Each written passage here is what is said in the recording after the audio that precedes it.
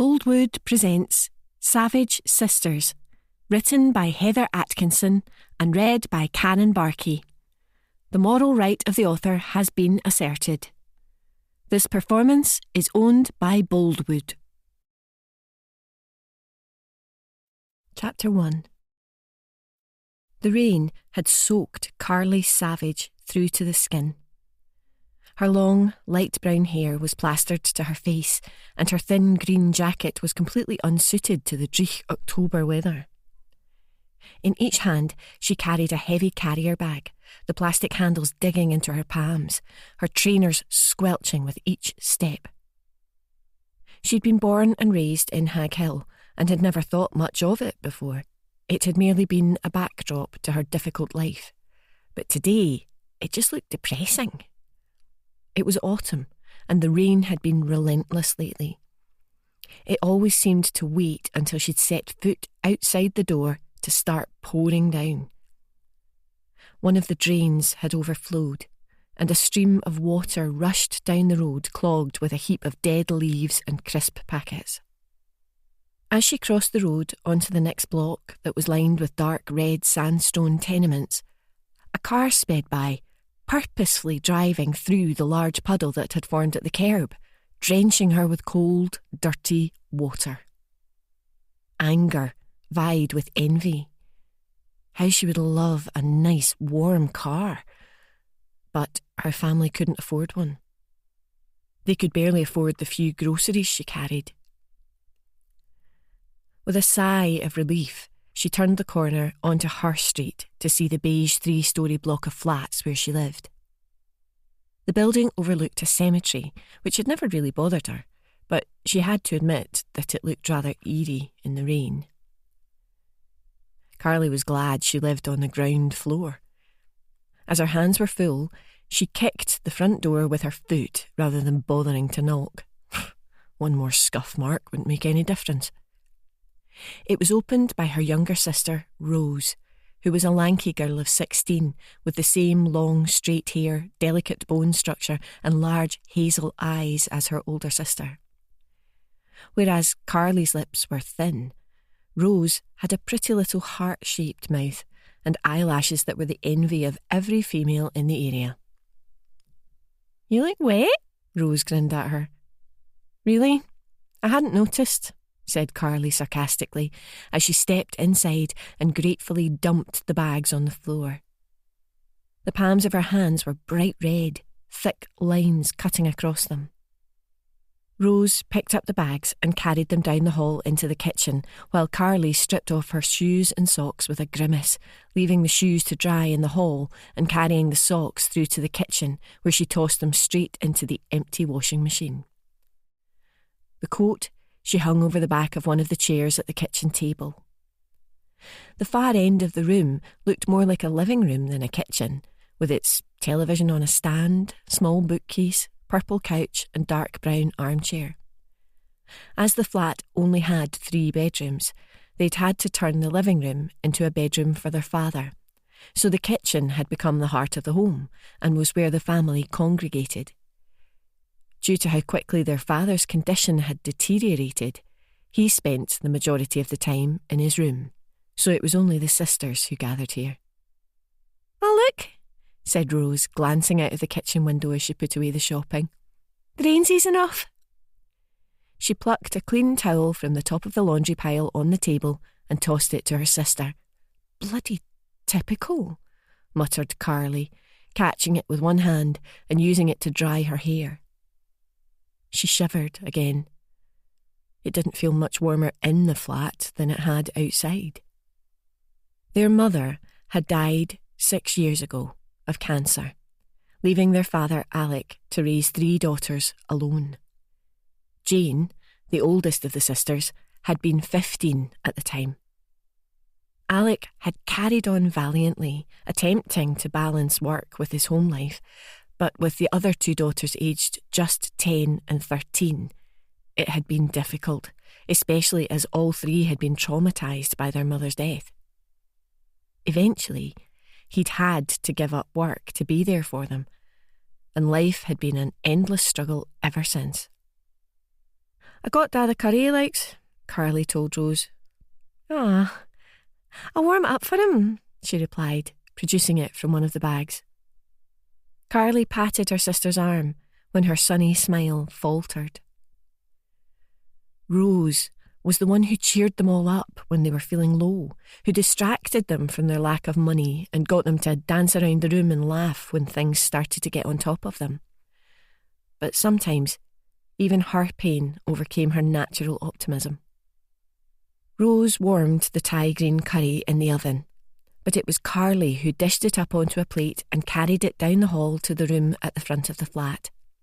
Gently, she tapped on the door, and a voice called, "Come in."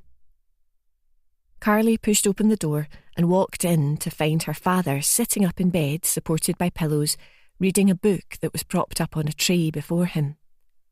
His hands shook too much to hold it steady. "Hello, sweetheart," he mumbled, his voice lacking tone and emotion. "You look damp. Did you get caught in the rain?" "Just a bit," she smiled. "I got you your favourite curry." "You didn't need to do that. It's not cheap." It took him a while to get the words out. Talking was difficult for him, and he had to pause to swallow. "It's fine. I got some good tips at work this week," she replied, placing the plate on the tray beside the book.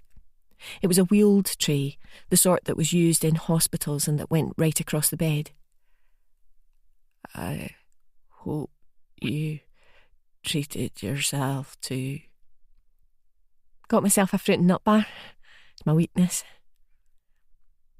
"You're such a good girl, Carly," he said, picking up his fork and digging into the food. He sighed with frustration when his hand shook and some of the rice fell off. "Let me help you." She took the fork and scooped up some of the curry. "I hate being fed like a baby," he muttered before taking the food into his mouth. He paused to chew and swallow a few times. Carly anxiously watched him. His swallowing had got worse lately, and she was always afraid he'd choke. It was why he could only eat soft things. Inwardly, she sighed with relief when he managed to get it down without choking. "Yeah, I know you did that," she said. "But you have to eat and stay strong. We need you." Alec gave her a gentle smile and nodded. It broke Carly's heart to see her dad reduced to this.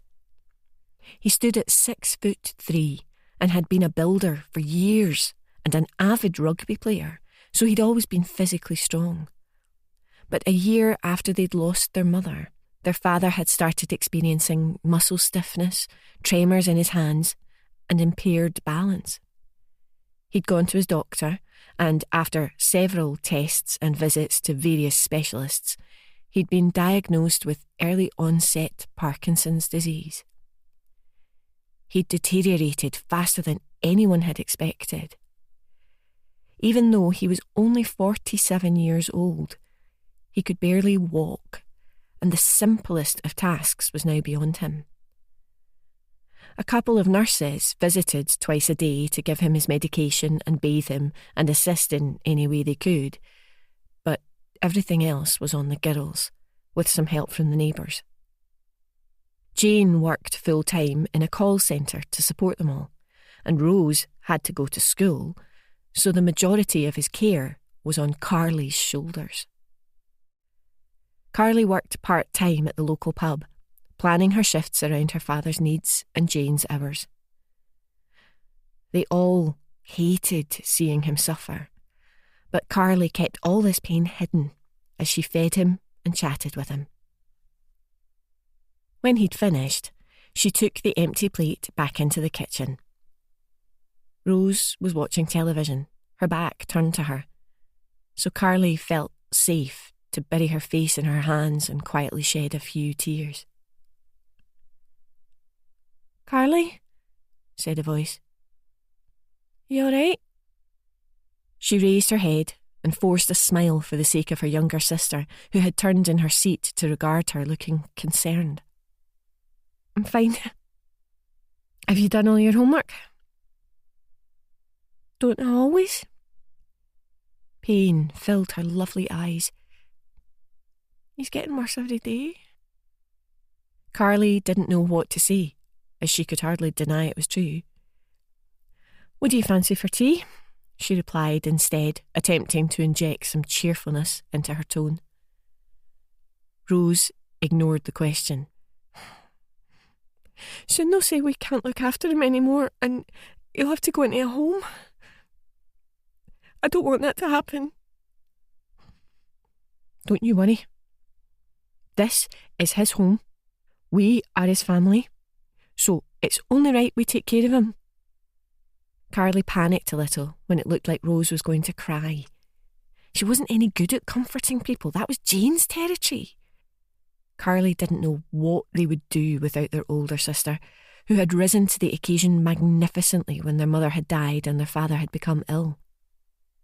They'd been forced to move into this flat 3 years ago when they could no longer afford the home the family had occupied for 20 years.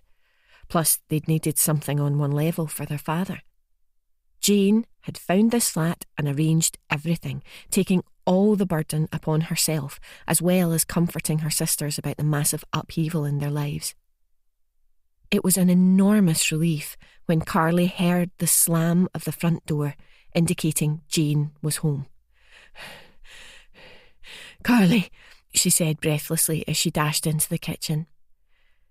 Jane, like her sister, was also tall and lithe, but her light brown hair was cut short with a thick fringe that had the tendency to flop into her eyes.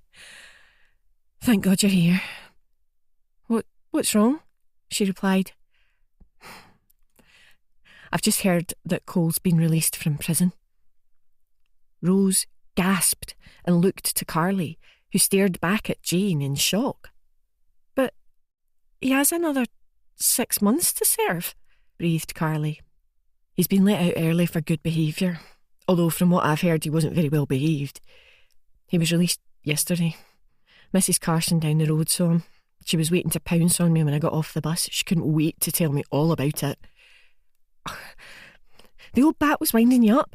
Her husband confirmed it. They'd just come back from the corner shop and he was in there buying a magazine. If Cole had been released, surely he would have come here, said Rose. He told me not to visit him in prison anymore, so he probably wants nothing to do with me, muttered Carly. That's crap.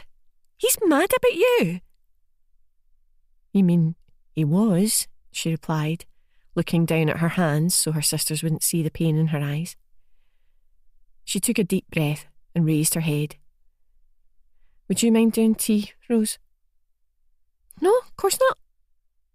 Don't bother with anything for me. I'm no hungry. With that, Carly slunk into her room to digest the shocking news. Her room was small, containing just a single bed, a wardrobe and a dressing table. The wall beside her bed was covered in photographs that had been stuck to the fading cream-coloured paint with tape and all contained her happiest memories. There were photos of herself and her siblings growing up, their beautiful mother and their father when he was healthy and strong, as well as images of her friends. There were also many photographs of her and Cole together, smiling and laughing and looking like their love would last forever. Cole was the youngest son of the Alexander family, who were almost as infamous in Haghill as the Savages. Everyone had warned her not to get involved with that family, including her own father, but she'd fallen for Cole immediately when they'd met at the party of a mutual friend 3 years ago. He'd homed in on her the moment she'd walked through the door, and they'd spent the entire evening together. She'd only been 16, and Cole 18, and despite their youth, their relationship had been very intense. Carly had never much bothered with boys before, but she'd found Cole irresistible. It was the mischief that twinkled in his green eyes, which, along with the sharpness of his cheekbones, made him look like a particularly mischievous cat.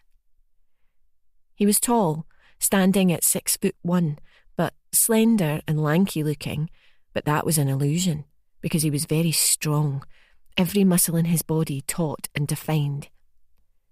He wasn't one for going to the gym and working out, but he was full of restless energy and was constantly on the move. He had a very high metabolism, meaning he ate a lot but never seemed to gain weight. His chestnut-coloured hair was thick and perpetually messy, his lips lean and usually curved with a wicked smile. He was a beautiful-looking man.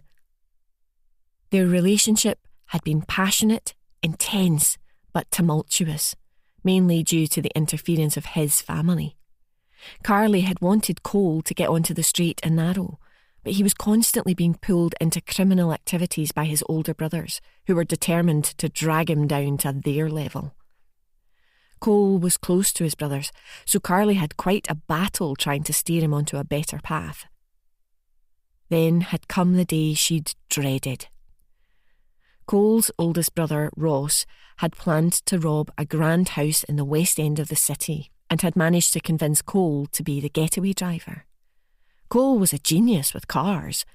Not only was he a brilliant driver, but he could fix any vehicle. A silent alarm must have been triggered in the house because the police showed up unexpectedly. Ross and his best friend had escaped empty-handed, but an oblivious Cole had been left behind, and the police had arrested him waiting outside the house in the getaway car. The case against him would have been very tenuous without anyone to give evidence against him. Cole had refused to give up the names of his accomplices, but CCTV had caught him on camera parking the car just down the street from the house and the would-be robbers climbing out of the back. They hadn't been identified because they'd worn balaclavas. It had been so stupid, especially when Ross had sworn to Cole that he'd thoroughly researched the job first and knew the position of every camera and alarm when clearly he hadn't. So, while Ross, the ringleader, had got off scot-free, Cole had been given 18 months in Berlin, the toughest prison in Scotland, with time added because he'd head-butted one of the arresting officers. Carly had been in court when he'd been sentenced, watching with tears streaming down her face. His gaze had connected with hers, and she'd seen only sorrow and regret in his eyes. Carly had been so furious that her boyfriend was taking all the punishment that she'd threatened to kill Ross outside the court, which was completely out of character for her. And she'd never forgotten the dangerous look in his eyes that had said if she tried, he would happily crush her windpipe. Ross had friends in the prison who looked out for Cole. Carly had visited him 3 times before he'd told her not to bother again, that he hated her seeing him in that place. When she'd protested, he'd yelled in her face in the middle of the visits room in front of everyone that they were finished and he didn't want to see her ever again, compounding her humiliation. After that, he'd shunned all her letters and emails and had refused to allow her a visit order. He'd cut off contact with her completely, which had broken her heart. So desperate had she been to see him that she'd even gone to his family and begged them to intercede on her behalf, but they'd refused, telling her Cole was a grown-up and had the right to decide who visited him. There had been a look of triumph in their faces, particularly Ross's and his father's, both of whom had resented her trying to steer Cole onto the straight and narrow. And now, he'd been released and hadn't bothered to contact her, telling her she still meant nothing to him. Perhaps it was for the best. The Alexander family were nothing but trouble, and her dad had never liked Cole. The last thing she wanted was to upset him when his health was so fragile. After an hour's moping in her room, Carly shoved her feelings deep down inside herself and returned to the kitchen to find Jane and Rose clearing up after tea. "You okay?" Jane asked her. "Fine," she replied, forcing a smile. "Are you going to see Cole?" said Rose. "No way. He made it very clear that he didn't want me, so he can get stuffed." Are you sure? I mean, he was in prison when he said that, and he was probably depressed. Maybe he's changed his mind." Rose had always liked Cole. He was sweet to her and made her laugh. "I think you're making a wise decision," said Jane, throwing Rose a warning look. "We have enough on our plates without him coming back and causing his usual chaos." "Don't mention Cole to Dad, will you?" said Carly anxiously. "It'll only upset him." "Of course we won't. Will we, Rose?" "No, not at all," she replied. Although none of them said it, all three feared what Cole's return would mean for their family. Chapter 2. Carly changed and headed to the local pub to begin her shift. The shock of Cole's release had left her feeling disconnected from the world, as though the surprise had jolted her out of her body slightly. It was an uncomfortable feeling, and she hoped some hard work would help her get back to normal. She walked the streets, oblivious to everything around her. Haghill was a residential area in the larger ward of Denniston in the east end of Glasgow. It was mainly composed of ex-council houses and post-war tenements, although some of these had been pulled down and replaced with new houses. Carly's flat was in one of the tenements. The pub she worked at was called the Horseshoe Bar. She'd been employed there for a year and enjoyed her job, and because she spent so much of her time caring for her father, work was her only social outlet. The Horseshoe had recently had a makeover, to the disgust of some of the regulars, and was now quite trendy with its lacquered wooden floor and wooden panels, craft beer and comfy chairs, but it was as popular a local haunt as ever, and still proudly exhibited its Rangers FC memorabilia. The landlord, a widower called Derek, had been a good friend of her father's for many years and had given Carly a job when Alec had no longer been able to work.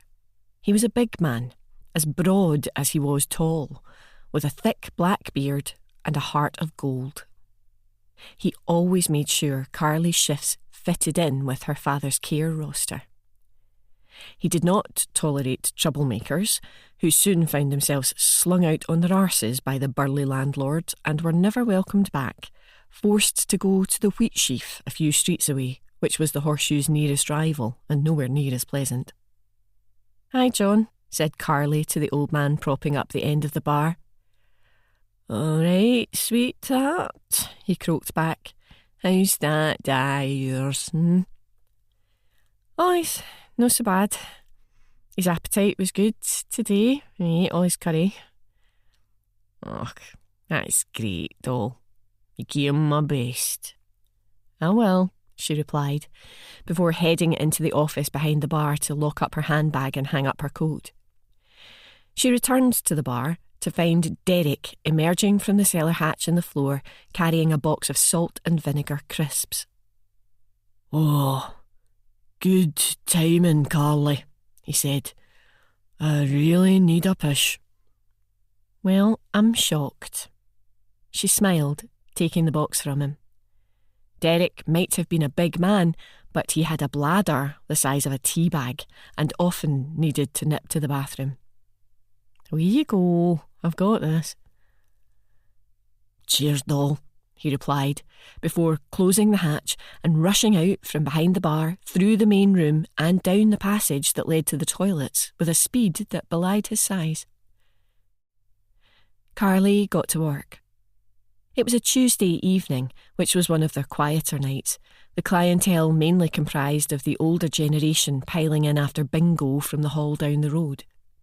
But everyone was friendly and chatty, telling her about their various ailments and gossiping about who was having an affair or who was in trouble with the police.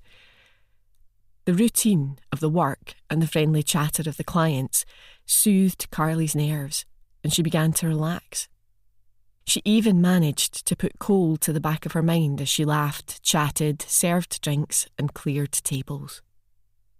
As she was serving two sweet old ladies who were favourites of hers, a deep voice said, "Pint of lager, please." Carly froze, her hand outstretched to one of the ladies as she was handing her her change. Turning, she saw Cole standing at the bar, regarding her with that mischievous smile of his, green cat's eyes as brilliant as ever and full of naughtiness. "Oh my gosh," whispered one of the ladies to her friend, catching her change when Carly dropped it in her shock. "Hello, beautiful," Cole added, leaning on the bar. "Well," he continued when she failed to reply, "aren't you going to say hello?" It was the sudden silence that drew Carly's attention, and she looked around the room to see everyone was staring at her expectantly. "I'll get his pint," said Derek, who had returned to the bar and was, as usual, trying to be helpful. "No, it's okay," she replied, recovering her voice. "I'll do it." With that, she calmly poured Cole's drink, intensely aware of the fact that everyone was still watching her. When she'd finished, she placed the lager in front of Cole and took his money. Once that was safely stowed in the till, she snatched up the glass before he could even pick it up and threw the contents in his face. As he wiped the liquid from his eyes, she turned on her heel and stalked into the office, slamming the door shut behind her, the pub erupting into applause. "You deserved that," Derek told Cole, tossing him a bar towel to clean his face with. Cole caught it with one hand and nodded. "Aye, I know," he replied, wiping his face. "Could I have another pint, please? This one's a bit tepid." Derek poured him his drink and placed it before him, making sure he paid. Just because the last one went in his face didn't mean he was going to get a freebie in his establishment. "Can I go through and talk to her?" Cole asked him. "Give her a bit of time to calm down. She might throw something a lot more painful than lager at you if you try now." Wise advice. "I hope you're no here to upset her. She's going through enough without you adding to it." "I don't want to upset her. I want her back." "Oh, you've changed your tune after you told her to get lost?" "I was ashamed of what I'd done." "Has she been with anyone else since?" "That is none of your bloody business." Suppose you're right. Look, splitting up with her was the biggest mistake in my life. I missed her so much when I was inside. I only hope she'll take me back." "Well, I wouldn't hold my breath if I were you," Derek told him dourly, before moving to serve another customer. While Derek was distracted, Cole snuck around the bar and into the office, where he found Carly sitting on a chair, her face buried in her hands. She looked up when he entered, the pain in her eyes quickly morphing into anger when she saw who the intruder was. "Piss off," she told him, leaping to her feet. "Just hear me out," he replied, holding up his hands, fearing something else would be launched his way. "Why should I? You made your feelings very clear when I visited you in prison." "I was messed up back then, and I was so ashamed. You tried to warn me, but I wouldn't listen, and I didn't want you to see me looking like a caged animal. Carly folded her arms across her chest. You brought it on yourself. I know, and I'm sorry for not listening to you. If I had, I wouldn't have lost a year of my life. Prison made me realise how much I love you, and I want you back. You seriously think you can swan back into my life and pick up where we left off? Well, you can't. You have no idea how much you hurt me, especially after I stood by you and defended you. I've changed, Carly. I've finally realised what's important to me. She snorted with derision. Shite. You'll soon be back running errands for Ross, and I am not going through all that heartbreak again. Just piss off. I'm done with you, she yelled. Please don't shout, he said, glancing over his shoulder, expecting Derek to come storming in. Don't you dare tell me to not shout. I will bloody well shout if I want to. At this, Derek did rush in, and he scowled at Cole. I told you not to come back here. Sorry, but I really wanted to talk to Carly. Well, she doesn't want to talk to you, so you can bugger off out of it. Carly, please, said Cole desperately, turning his attention back to her. Just go, she told him in an exhausted voice. You heard the lady, growled Derek, who was very protective of Carly. He felt someone should be looking out for her and her sisters, now Alec couldn't. Sod off before I sling you through the window. All right, I'm going. He looked back at Carly. I'm staying at my ma's, if you change your mind. I won't, she glowered, folding her arms across her chest. A dejected Cole left, and she breathed a sigh of relief. Thanks, Derek, she said. No bother, sweetheart. Are you okay? Aye. He just gave me a shock. I heard he'd been released, but I wasn't expecting him to turn up here. You're better halfway out him. His family is nothing but trouble, and you have enough on your plate. You take some time to get yourself together before coming back through, okay? I'll give you a shout if I need another push. No worries, she replied with a fond smile. Carly wasn't sure how she got through the rest of her shift, but she managed it somehow. Every time the door opened, she looked round, half hoping it wasn't Cole, half hoping it was. But he didn't return. Derek told her he would close up and that she should get herself home because she looked done in after the shock she'd had. Carly left the pub and looked up and down the darkened street, which was quiet for once. Often there were wee wains hanging about, some of whom would mug you if they got the chance. Once she'd even walked out to find a bunch of teenagers battling with golf clubs they'd nicked from the local golf course. But tonight there was a light drizzle in the air which was keeping all those sods indoors. Luckily, Carly and her sisters were never targeted because Alec had been a feared and respected figure in Haghill. When he'd been fit and strong, he'd been more than happy to give any troublemaking bastard a battering. His enormous frame had been a deterrent, and he'd cultivated a reputation for being firm but fair, so the Savage family had never endured any of the violence and antisocial behaviour that had plagued the area. Alec's daughters had forged reputations of their own, especially Jane, who had been the leader of a vicious all-female gang until she'd given up that way of life when their father had become ill. Carly felt confident walking these darkened streets alone, even here, where there were no houses, just businesses which were closed for the night, except for the Chinese takeaway a few doors down. The smell emanating from within made her stomach rumble. She loved Chinese food, but she didn't have enough money to take something home for the rest of the family, and she would feel guilty about enjoying a treat alone. She would have toast and jam when she got home instead.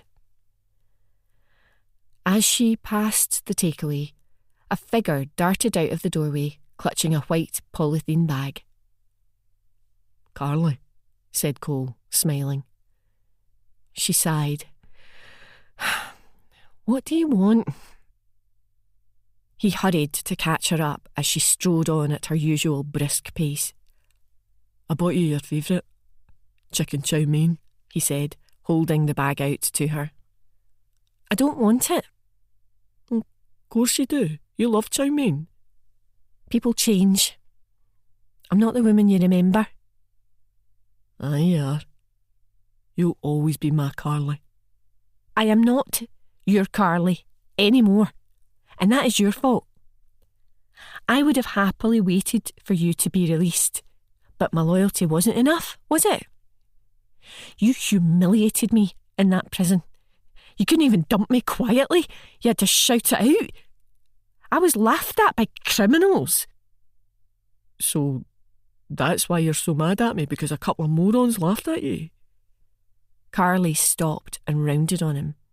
"I am mad at you because you wouldn't listen to me about Ross. Not only were you stupid enough to go out on that job with him, you malkied Apollos."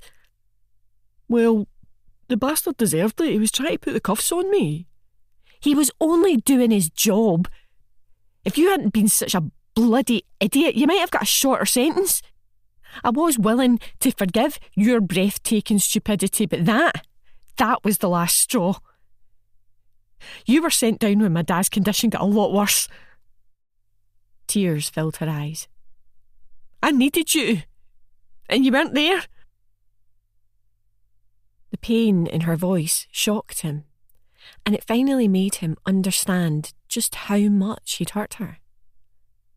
"So you can stick your chow mein right up your arse," she added. Carly was astonished when he smiled. "It's not funny," she yelled. "I'm no laughing. I'm just happy because I've realised something. You do still love me." "I do not."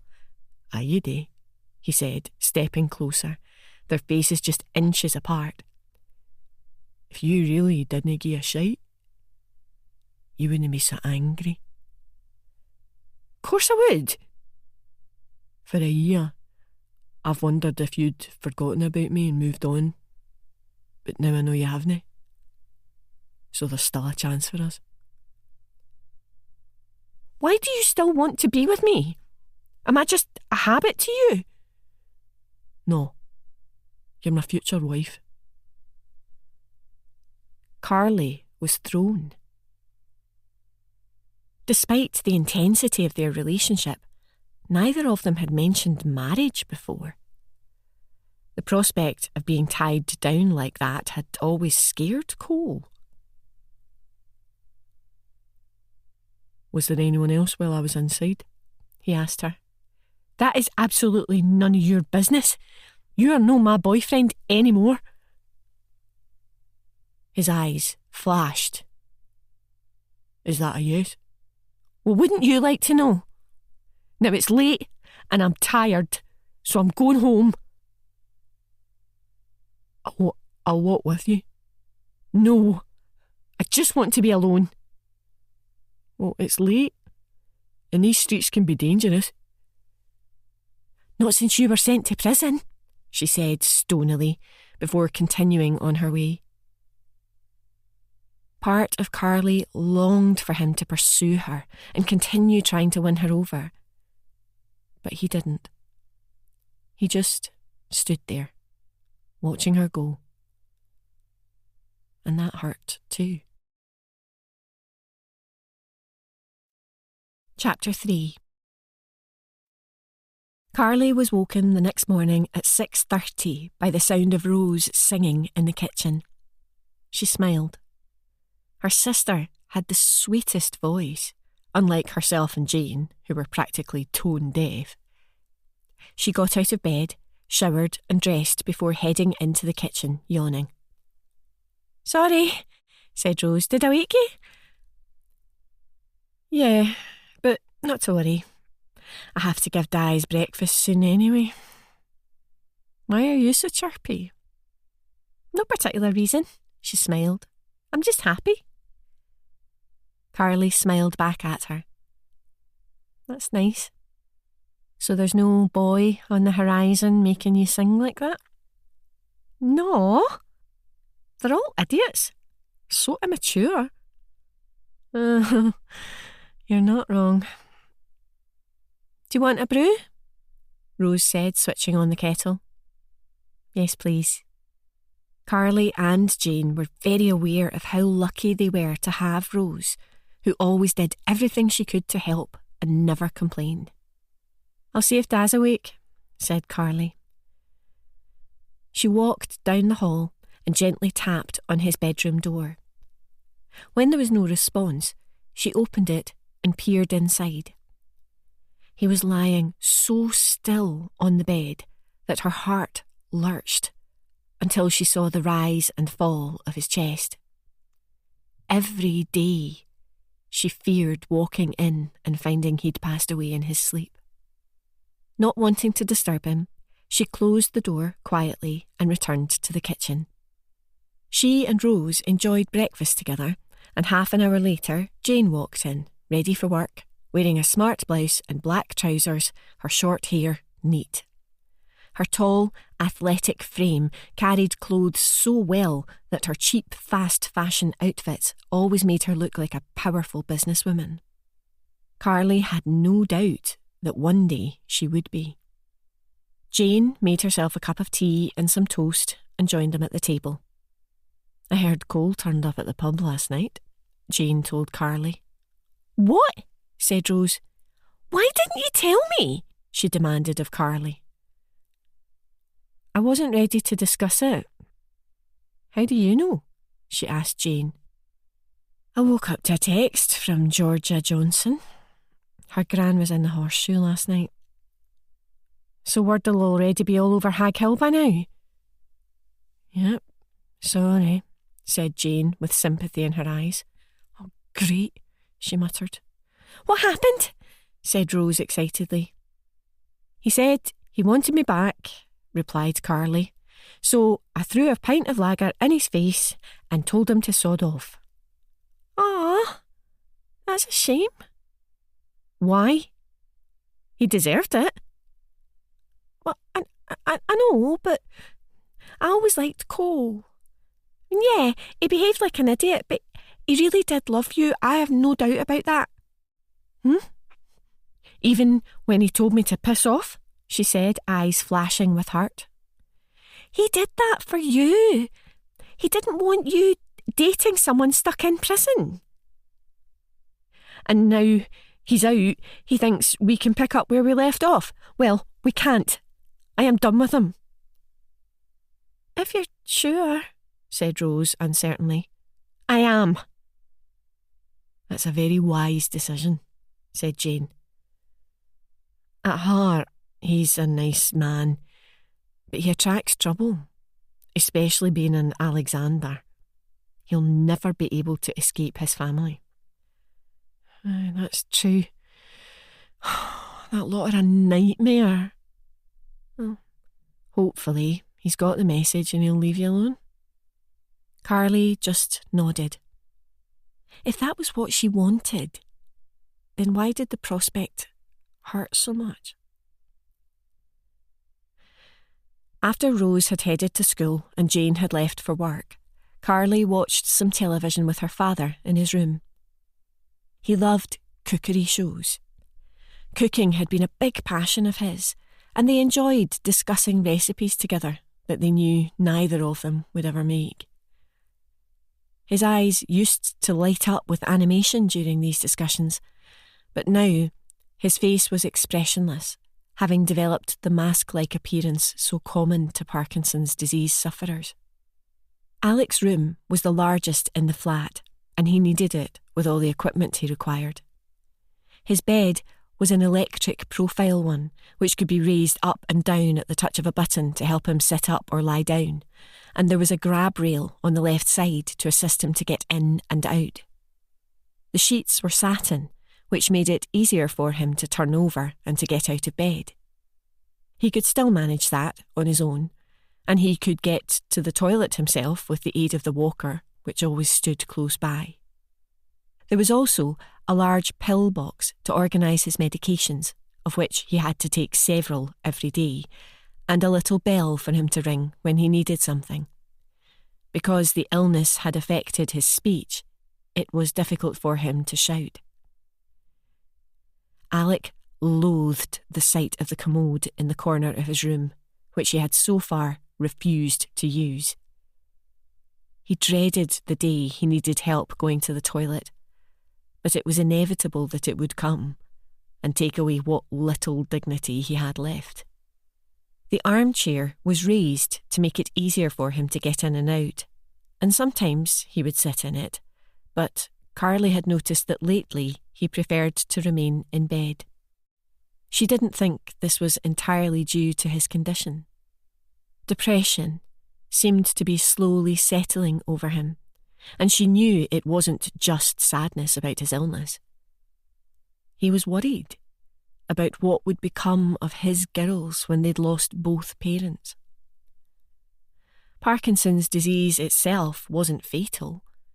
It was the associated problems, such as pneumonia, falling, or choking, that they all feared.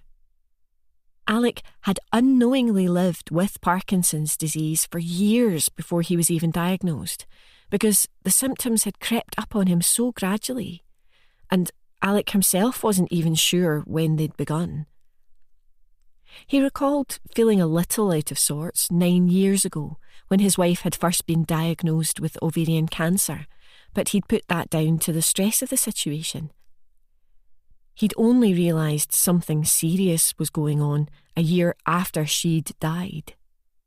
Alec hadn't mentioned it to his children, as they'd been through enough. And he'd attended all his medical appointments without them realising anything was wrong. Because he was still quite young, the doctors had investigated other possible causes first. It had taken a specialist in the condition to finally pinpoint what was going on, which meant he went for years without any treatment, and was why his condition had seemed to deteriorate so suddenly when it had, in fact, been a long progression. Alec had been so proud of his girls when, rather than collapse under the weight of this fresh shock, they had rallied round him. He couldn't have asked for more from them, and it was a never-ending source of pain that they had to look after him when it should have been the other way around. His carers arrived at 8:30 and began the business of assisting him into the bathroom for a shower, which had a flip-down seat so he could sit while washing. While Carly waited for them to finish, she wandered into the kitchen and picked up her phone. Before looking at the screen, she was distracted by the framed photos on the fireplace. Her mother, Margaret, was in every single one. She'd been a very pretty woman, slender and willowy, just like her and her sisters. Their dad stood beside them all, looking large and hulking, with his kindly smile.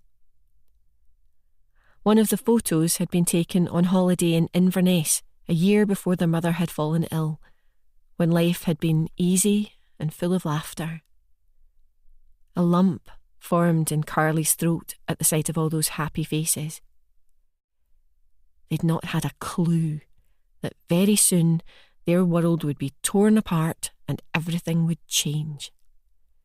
Carly and her sisters had been forced to grow up very fast. Both she and Jane would have liked to have gone on to further education, but instead they'd abandoned their plans and got jobs. They had sworn, however, that Rose would have no such hardship. She was a bright girl and was already talking about going to university, and they would make sure she got there. She was in her final year of high school, and as university tuition in Scotland was free, thank God, they at least didn't have to worry about funding. They would ensure Rose could devote herself to her studies and forging a career, and Carly and Jane could always follow the paths they wanted to take later in life. Right now, all Carly could think about was getting through each day, making sure the bills were paid, food was put on the table, and her dad was well cared for. It was already October, and every time she thought about winter, she felt a little sick. They were already in debt to the greedy bastard energy company to the tune of £2,000. Her father's condition meant they could never be cut off, but that huge debt would only keep increasing because they didn't have a hope of paying it off, and she constantly feared another price hike. Neither did she know how a bad cold spell would affect her dad's health. On top of all of that, they were behind with the rent, the washing machine was on its last legs, and the landline had been cut off because they couldn't pay the bill. It was only thanks to Jane working at a call centre for a mobile phone company that they still had their mobile phones, as she got a good staff discount that they could just about afford. Carly was so fed up of worrying about everything. Each night, she struggled to get to sleep because of the weight of anxiety bearing down on her. It was a horrible feeling that she constantly carried around with her, like a nasty little creature had burrowed under her skin and was gnawing at her insides. So to take her mind off it, she sat on the couch and went through her phone. There were a couple of messages from friends telling her about Cole's release and asking if she'd seen him, which she didn't have the energy to reply to right then. She went on to social media and hesitated before going onto his profile, which had, of course, remained stagnant since his stint inside. Anger shot through her when she saw photos had been posted at 2:00 that morning from a local nightclub of an obviously drunk Cole with his arms slung around some tart, both of them smiling stupidly at the camera. It was accompanied by the caption, "It's good to be free again." "Ya wee bastard," she hissed, shooting to her feet. His protestations of love couldn't have meant very much if he was already shagging some orange-faced tart squeezed into an ugly silver dress 2 sizes too small for her. Hot, angry tears filled Carly's eyes. Cole had been locked up for a year, so she could guess what his most urgent needs would have been: lager and sex. But what right did she have to complain? She'd told him to get lost. He was a free agent, so he could sleep with whoever he liked. She could have been with him last night if she hadn't been so proud. Despite her protests, she did still love him, and she'd had to fight the impulse to launch herself at him and beg him never to leave her again. But her dignity had come first. After the initial hurt, the reality of the situation struck her. Being in a relationship with Cole was like being carried away by a hurricane. He was wild and reckless and had brought that out in her too, which had been fine when she was younger. But now she had heavy responsibilities on her shoulders, and she couldn't afford to get carried away in the moment. Plus, when you got Cole, you got his entire family, and the last thing she wanted was to get wrapped up with the Alexanders again. The matriarch, Jessica, wasn't so bad. She'd seemed to approve of Carly's efforts to get her son onto the straight and narrow, but his father and 2 older brothers had other ideas, and they had resented her for trying to reform him. They'd left her alone since Cole had broken up with her, but before that, They'd sent plenty of veiled threats her way, especially Ross, the oldest. He was a scary man, and she didn't want him back in her life hassling her. No, she'd done the right thing. Cole was on a path she couldn't follow. It was finally time to put him out of her mind and move on. Besides, she didn't have the time for a relationship between working at the pub and looking after her dad. She wanted to give him all her time and attention because she didn't know how much longer he would be around. Cole was like a child. He'd always needed to be her centre of attention and had got jealous when she'd shown affection to other people, even her close friends and family. She couldn't have that with her father the way he was. No, the best thing she could do for her family and herself was to stay away from Cole Alexander. She froze when the doorbell rang. Could it be Cole? The excited flip of her stomach annoyed her. Carly went to answer the door and was greeted by a pair of sly green eyes and thick chestnut-coloured hair. But it wasn't Cole. It was his older brother, Ross. Whereas Cole was slender, Ross was a thick knot of muscle. He was obsessed with pumping iron and had the physique of a bodybuilder. Carly found it odd that someone who was a career burglar had bulked up so much when his natural slender frame would have been ideally suited to his chosen profession. She kept hoping he'd get wedged in a window on a job, arrested and flung into prison for the rest of his natural life. "What do you want?" she demanded, hand on the door, ready to slam it shut should it become necessary. His expression was not friendly. But then again, it never was, even if he was in a good mood. "I want to know what you and Cole talked about in the pub yesterday." "That is none of your business." "Aye, it is. I hope you don't think you can try and turn him against his own family again. Because I won't have it. We've only just gotten back.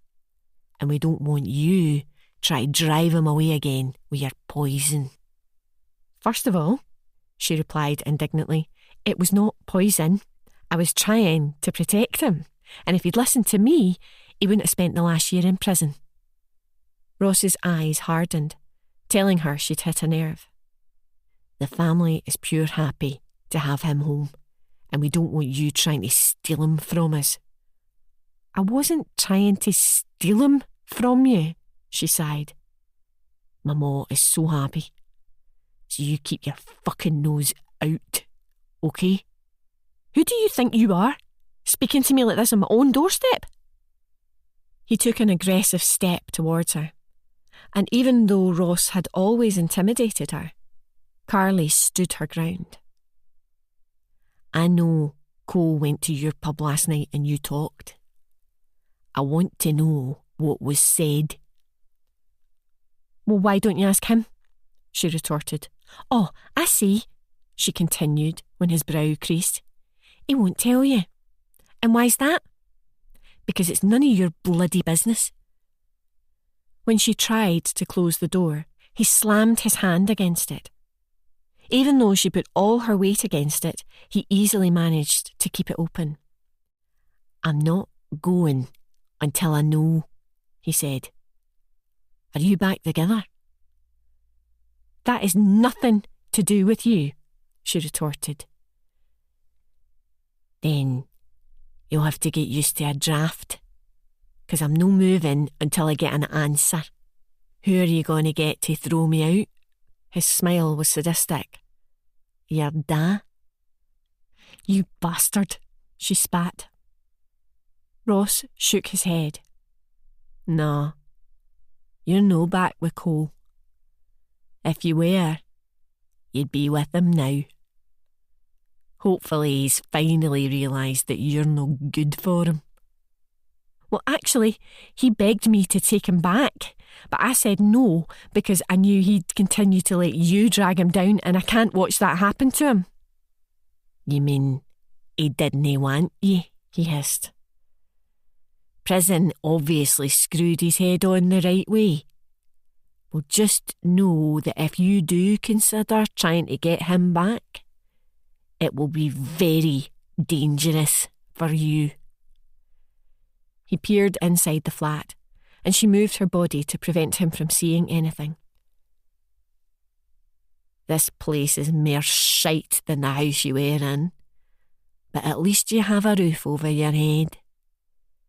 It would be a shame if anything happened to it, like a fire. It would be difficult for your dad to get out. Carly's temper spiked, and she flung the door wide open and thrust her face into his. You threaten him again, you piece of shit, and I will slit your fucking throat. She was infuriated when he chuckled. You know what, Carly? I'm finally starting to realise what Cole saw in you. Maybe you're no such a fucking goody-goody after all. Chapter 4. Carly's encounter with Ross had left her feeling edgy. Since Cole had dumped her, she felt like she'd finally been set free from that family. They hadn't bothered her for nearly a year. Despite what she'd told Ross, she had the feeling he would give her another warning to ensure she stayed away from his brother. He was a vindictive man and would enjoy coming up with ways to inflict further misery on her. "What's the matter, doll?" Derek asked her sympathetically as she worked her shift that evening. "I hope your dad's no taking a turn for the worse. Or is it that wee Fanny Cole?" "No, my dad's okay, and I've no seen Cole since," she replied. "It's his brother, Ross." Derek's eyebrows knitted together. "No, that nasty piece of work." He came to the flat demanding to know if me and Cole were back together. It was a relief that I could tell him no. I shuddered to think what he would have done if I'd said yes. "That is one vicious sod, I can tell you. He lives for causing trouble. Any excuse with him." "Just when I thought I was free of the Alexanders," she said, raking her fingers through her hair. "Don't you worry, hen. Something else will happen and he'll find another person to pick on. Honestly, he's like a wee Wayne.